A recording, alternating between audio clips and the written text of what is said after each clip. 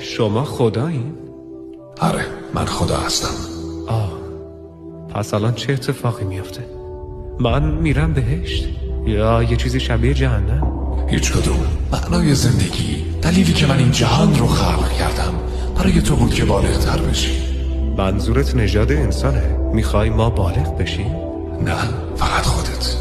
من این دنیا رو فقط برای تو خلق کردم. با هر بار زندگی تو رشد میکنی و بالغ‌تر میشی و تبدیل میشی به چیزی بهتر، باهوش‌تر.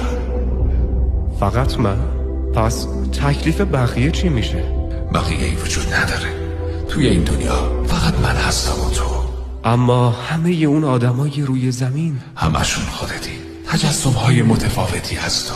صبر کن، میگی همه آدمای دنیا خود منم؟ الان داری متوجه میشی. پس به هر کی که کمک کنم در واقع به خودم کمک کردم.